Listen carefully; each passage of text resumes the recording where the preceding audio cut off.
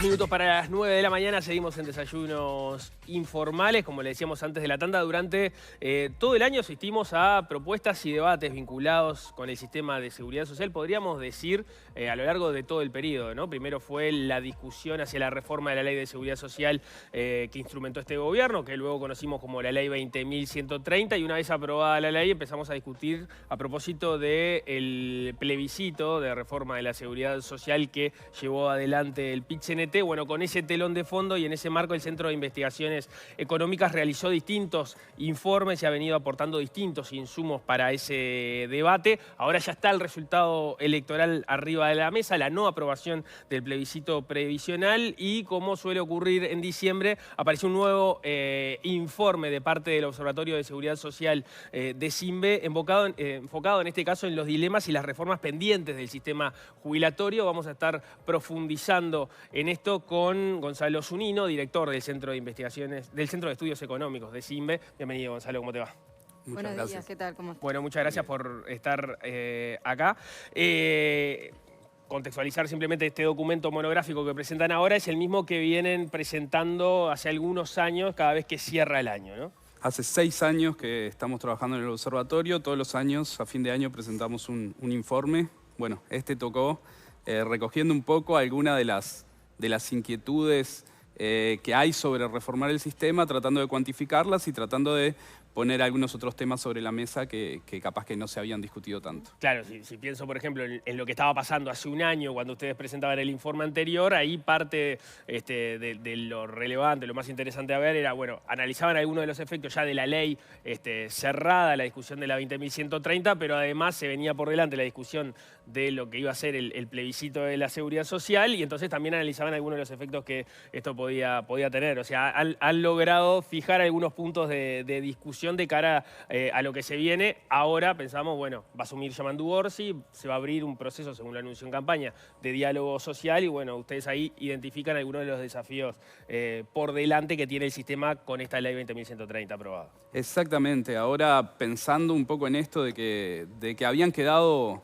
pendientes algunas ideas de nuevas transformaciones, había que ver si se concretaba o no se concretaba, había plebiscito o había apertura de diálogo social, digamos, que solo le había prometido el Frente Amplio, pero anticipando un poco a eso, nosotros tratamos de cuantificar, que a veces en esta discusión parte de lo que falta a veces son números, ¿no? Ideas de qué hay que hacer, pero después hay que llevarla a números. Tratamos de cuantificar algunos escenarios vinculados a aumento de las pasividades mínimas, jubilaciones, pensiones, a cambios en la edad de retiro, y como decía, también pusimos sobre la mesa algunos otros problemitas vinculados a la universalización de las pensiones, que eso todavía no está garantizado, a algunos problemas de cobertura en la etapa activa que hay hoy en el sistema de seguridad social en Uruguay. Y bueno, y todo eso discutirlo en el marco de los dilemas que hay entre los distintos objetivos, cobertura, suficiencia y sostenibilidad. Porque cuando arrancó todo este proceso de discusión de reforma, el objetivo era tratar de mejorar la sostenibilidad financiera del sistema, y obviamente eso siempre tiene como consecuencia algún impacto que nunca es del todo bien recibido en materia de cobertura o bien de sostenibilidad. ¿Cómo te parece que llega este gobierno electo a esta instancia de diálogo social? ¿Y qué expectativas tenés vos en relación a los resultados que se puedan generar a partir de él? Bueno, a ver, yo creo que el gobierno llega con clara intención de asumir algunas reformas, ¿no? Creo que lo habían planteado de forma bastante clara durante la campaña, y además algunos de los sectores del Frente Amplio impulsaron el plebiscito, que no salió, pero que tuvo cierto respaldo. Entonces creo que llega con la intención de algunos cambios. Esos cambios en general son digamos, expansivos en materia de gasto. Creo que el gran desafío es tratar de mantener articulado un esquema, digamos, un esquema sostenible justamente entre los objetivos de sostenibilidad, cobertura y suficiencia. No hay que a la hora de empezar a impulsar reformas, no quedarse solo con cobertura, con suficiencia y olvidarse del otro pilar. Hay que tratar de hacer un manejo inteligente de esas tres dimensiones y bueno, creo que ese es el desafío que está por delante. Sí, había una promesa que resonó mucho durante la campaña, sobre todo de cara al balotaje, de Orsi, asegurando que todo aquel que quisiera jubilarse con 60 años así lo iba a poder hacer si él ganaba la presidencia, y declaraciones de Gabriel O'Donnell en relación a las últimas semanas, él se mostraba un poco reticente a poder sostener esa promesa, sino más bien poniendo salvedades a que la regla iba a alcanzar los 65 que marcaba la actual ley, y bueno, se verá si se pueden ampliar el paraguas de excepciones.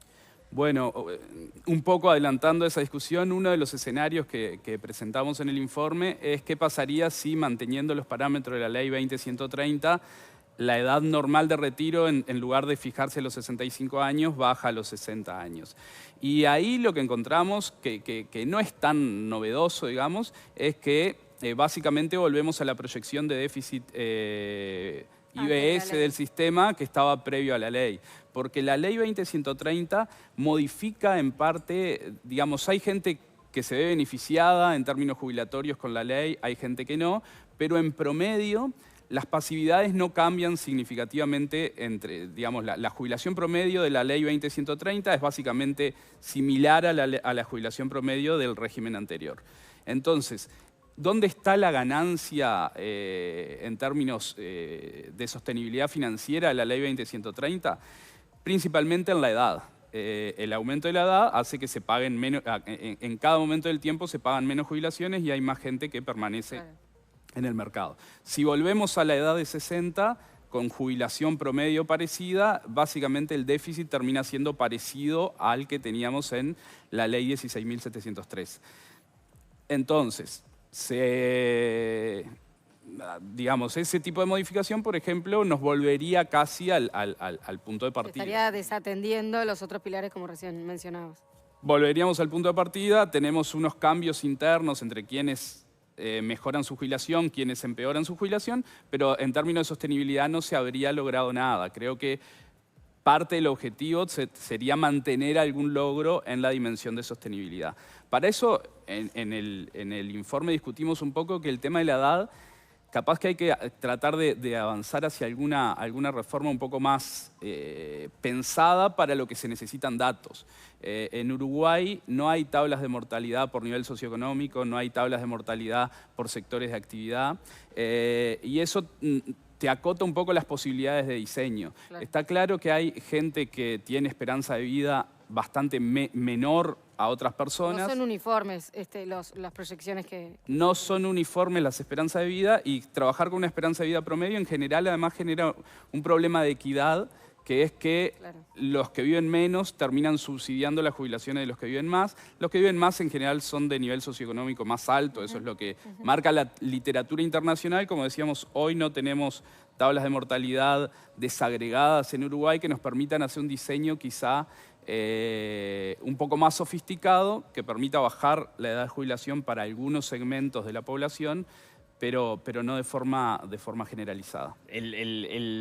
No quiero robar demasiado tiempo, además no te digo vos en la presentación que hicieron con Simbe los otros días, menos nos va a dar acá, pero entonces no te quiero sacar de los temas más importantes que identificás como preocupaciones a atender. Digo, para no hacer la jerarquización yo de algunos puntos que leí en el documento, porque lo hay en todos los puntos, ¿no? Pienso en cobertura, algo que vos planteabas es a los 70 años hay por lo menos un 10% de hombres, un 17% de mujeres que no llega a una jubilación mínima, ahí bajan los requisitos, ¿no? Se pedían, por ejemplo, 15 años de trabajo. Vos uno de los planteos que hacés es que se debería pensar incluso en el límite de los 70 años, si está bien, pero además bueno, si le vas a pedir una edad, si le vas a pedir algo más que una edad, y entonces sabés que vas a dejar gente afuera de la cobertura en ese sentido. Exactamente. Nosotros decíamos, uno de los objetivos debería ser garantizar la universalización de las pensiones o de las jubilaciones a determinada edad. Hay que ver si a los 70 o incluso un poquito menos. Eso hoy no está resuelto. Durante la discusión de la 20130 se abordó el tema, pero no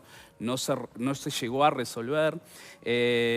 Esto implicaría eliminar algunos requisitos en materia de ingresos, sobre todo en materia de ingresos vinculados a familiares directos, que entendemos genera problemas en particular de género y de dependencia de las mujeres en la pasividad, cuando, digamos, discutir si se le otorga o no una pensión a una mujer que no llegó a cumplir los requisitos de acceso en términos de cotizaciones, depende de los ingresos que tiene su cónyuge. La universalización de las pasividades creo que es un tema en la agenda pendiente. Hay que trabajar también en la parte activa, sobre todo la heterogeneidad que hay en términos de cotización. Hay una tendencia global a que avancen las modalidades de contratación de empleo independiente.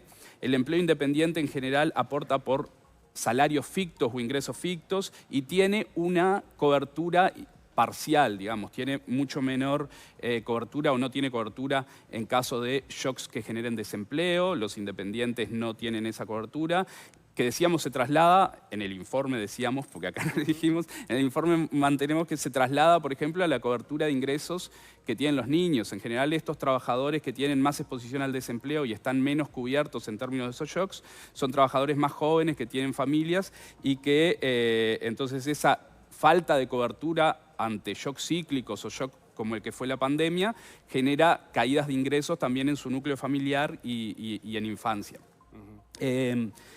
Ahí hay que evitar la heterogeneidad o que las empresas y los trabajadores tengan la oportunidad de arbitraje en elijo esta forma de cotización porque me es más barata, ¿sí? Hay como un dilema a tratar de estimular la formalización, pero no con métodos más baratos que permitan a los trabajadores y a las empresas elegir de qué forma cotizar, porque eso podría estimular de forma espuria estas modalidades menos cubiertas en materia de riesgos que tiene el sistema.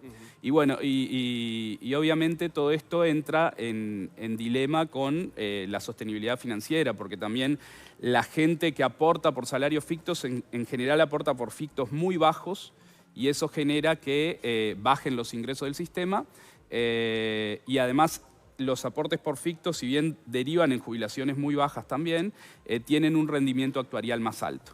Y generan una especie de círculo vicioso, porque si la gente apuesta a esas modalidades de cotización con aportes bajos, después tenemos un núcleo importante de jubilaciones bajas, y después surge la preocupación por aumentar las jubilaciones que son muy bajas, ¿no? Y bueno, si aumentamos mucho las jubilaciones que son muy bajas, vamos generando como un círculo que hay que cortar. Creo que hoy la tecnología está como para ir hacia modalidades de aporte basadas en ingresos reales en trabajadores dependientes, pero también en trabajadores independientes. A propósito de la suficiencia de las prestaciones, fue toda una discusión, obviamente, cuando se fue a la 20.130. Ustedes en su momento sacaron la calculadora de SINVE. En su momento te criticaron mucho cuando se discutió, bueno, quiénes son los favorecidos y quiénes son los que no, porque dependía cómo siguiera la discusión. Pero bueno, en líneas generales, lo que ustedes han dicho, a niveles de 2022, más o menos los que ganaban 30.000 pesos menos de jubilaciones o pensiones eventualmente, a menos de 30.000 pesos ese año, iban a ser los favorecidos de la eventual ley a partir del suplemento solidario. De todas formas, lo que señalan en el documento es que el margen de maniobra que deja la ley para regular el dilema entre la sostenibilidad y la suficiencia, o sea, cuánto ganan los jubilados, recaía completamente sobre el ajuste a las jubilaciones más bajas. Es decir, estos que podrían ser los favorecidos de la 20.130 son los que terminan siendo el margen de maniobra para los futuros gobiernos cuando vean si tienen que hacer algún ajuste fiscal. Capaz que explicarnos un poquito mejor cómo sea esto y cómo se soluciona esto. Sí, bueno, el problema es, como decíamos, una forma de garantizar sostenibilidad es tratar de bajar un poquito la jubilación promedio, o al menos bajarla en términos a los salarios, porque los salarios evolucionan con el índice medio salario. Si uno hace que las jubilaciones evolucionen un poco por debajo, va mejorando el déficit del sistema, digamos. Los egresos crecerían un poquito por debajo de los ingresos. En la ley 20.130, el cálculo del suplemento solidario tiene un mecanismo de flexibilidad donde a lo largo del tiempo los gobiernos lo van pudiendo ajustar o por el índice medio de salarios o por el IPC. Si uno lo va ajustando por el IPC y la economía tiene la trayectoria normal de crecimiento de los salarios reales, lo que se va logrando es ir haciendo que el cálculo de las nuevas jubilaciones vaya quedando un poco rezagado respecto a la evolución de los salarios, lo que decíamos mejora el equilibrio fiscal porque los ingresos crecen por encima de los egresos. Ese mecanismo está planteado en la ley solo para los parámetros del suplemento solidario. O sea, la única parte de la jubilación donde los gobiernos van a tener la chance de hacer ese juego de ir logrando que las jubilaciones evolucionen por debajo de los salarios es con la parte de cálculo del suplemento solidario que está totalmente destinada a las jubilaciones más bajas. Entonces ahí hay una suerte de cosa a arreglar o de agenda pendiente, porque creo que no debería caer el mecanismo de ajuste enteramente sobre las jubilaciones más bajas. Lo que pasa es que si uno, y creo que ustedes mismos lo decían en el informe anterior, en la medida de que el ajuste se dé por el índice medio de salarios, el ajuste de suplemento solidario, en realidad se empieza a desdibujar o a diluir el efecto de mejora de la sustentabilidad que tenía la ley. Entonces, en la medida que vos vayas por ese camino, es como que te comés la propia reforma que instrumentaste en el 2023. Sí, exactamente. En realidad, las estimaciones que nosotros teníamos, sí, el suplemento solidario no se erosiona hacia el futuro, la mejora en términos de sustentabilidad o de trayectoria del déficit es básicamente de 1 punto del PIB respecto a la ley 16.713. Nosotros planteamos un poco en la discusión cuando hicimos la presentación del informe, que hay otros parámetros que creo que está en la agenda, tratar de definir otros parámetros que permitan que esta potencial erosión de las jubilaciones o crecimiento de las jubilaciones por debajo de los salarios ocurra en todos los tramos de las jubilaciones y no solo en las jubilaciones más bajas. ¿Por qué? Porque si uno diluye esa potencial, digamos, erosión en términos de salario de las jubilaciones entre toda la distribución de jubilaciones, probablemente la carga que tenemos que hacer de ajuste es menor que si la focalizamos en un grupo específico. ¿Y eso se puede conseguir sin una acción que termine lesionando la sostenibilidad? Bueno, justamente la idea es lograr identificar algunos parámetros que puedan ir haciendo que el cálculo se realice por IPC y no por índice medio de salarios. Creo que la discusión de los indexadores es una discusión que está en la agenda para tratar de lograr lo que se discutía de suficiencia, cobertura, pero manteniendo el logro de sostenibilidad, que decíamos, el objetivo o el desafío para este gobierno es que la discusión no se vaya toda a fortalecer la cobertura y la suficiencia y terminemos con una sostenibilidad peor que la que teníamos antes de que inicie el proceso. Y tenemos que cerrar, pero como pregunta final, ¿sos optimista respecto a cómo puede terminar este proceso? Bueno, sí, vamos a ver qué pasa, pero en principio soy optimista, sí. ¿Sí? Fernando Filgueira, en la presentación del informe de CIMBE, decía que quería que Uruguay avance hacia un pilar universal no contributivo. ¿Es algo que vos ves como una posibilidad y compartís que las reformas que implemente Uruguay desde aquí en adelante deberían ir hacia ese camino? Bueno, sí, básicamente nosotros dentro de esos desafíos que poníamos y la universalización de las jubilaciones y pensiones tiene como faro final, digamos, este avance hacia un pilar no contributivo universal. Bien. Gonzalo Zunino, muchísimas gracias por estos minutos. Muy amable, gracias por venir. Ahora cuando son las 9:17 vamos a ver cómo sigue el tiempo allá afuera.